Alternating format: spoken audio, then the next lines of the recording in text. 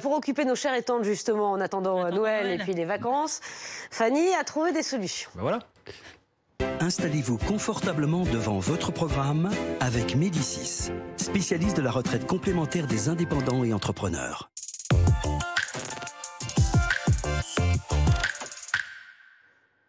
Comment accompagner ses enfants à des spectacles qui amusent aussi les adultes? Vous en avez sélectionné pour nous. Oui, c'est le travail de nos spécialistes du service culture. Ils sont exigeants, ils cherchent des spectacles de qualité pour tous et un peu partout en France. On commence avec de la grosse machine, c'est Charlie et la chocolaterie. La tournée est actée en France en 2022, mais pour l'instant, ça joue uniquement à Paris en attendant de voir les recettes qui viendront derrière. Du gros spectacle de la grosse machine, je le disais, 2,5 millions de budget, une trentaine d'artistes, une centaine de costumes, une quinzaine de décors et surtout un orchestre live. Ça fait beaucoup dans les spectacles. Bref, un musical comme on en voit à Broadway ou dans le West End à Londres. Tout ça orchestré par l'innommable producteur Philippe Hersen. On lui doit notamment l'adaptation française de Priscilla folle du désert. Pour en revenir à Charlie, forcément, tous les ingrédients sont présents d'un musical, la danse et la musique.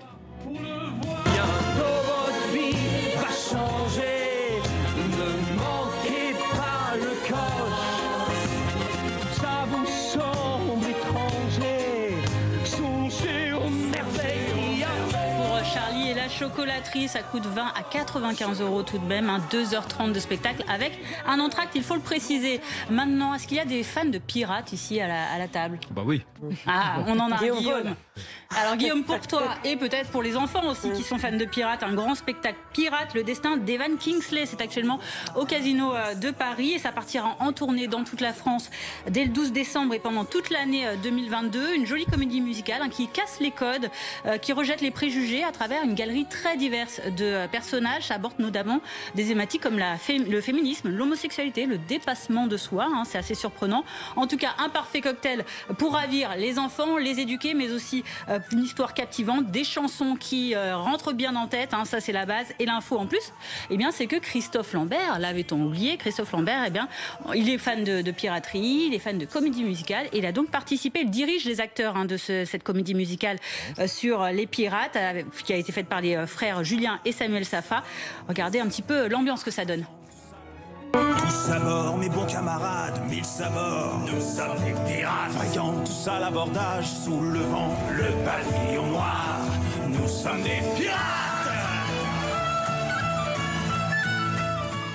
Voilà, les ingrédients, ils sont tous. En tout cas, il y a des beaux costumes aussi et des belles musiques. Et puis, il y a aussi d'autres créations. Oui, lesquelles? Des grands classiques, par exemple. Des grands classiques, voilà. Blanche-Neige, on connaît la version Disney, on connaît le conte de Grimm.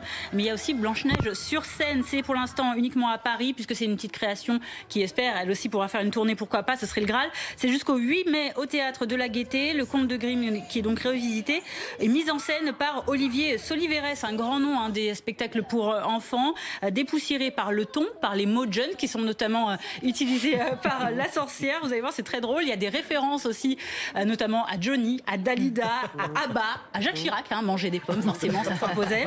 Revu aussi par les décors. Il y a des hologrammes, il y a aussi du mapping. Vous savez, cette technologie sur scène qui permet de mettre des décors en relief. Voilà, tout ça pour donner donc un peu plus d'ampleur à un spectacle donc surprenant pour les enfants, mais qui n'oublie pas non plus les parents, parce que je le suppose, on a tous vécu ça, s'endormir un petit peu à un spectacle avec ses enfants. C'est la joie d'être avec son enfant qui prime, n'est-ce pas?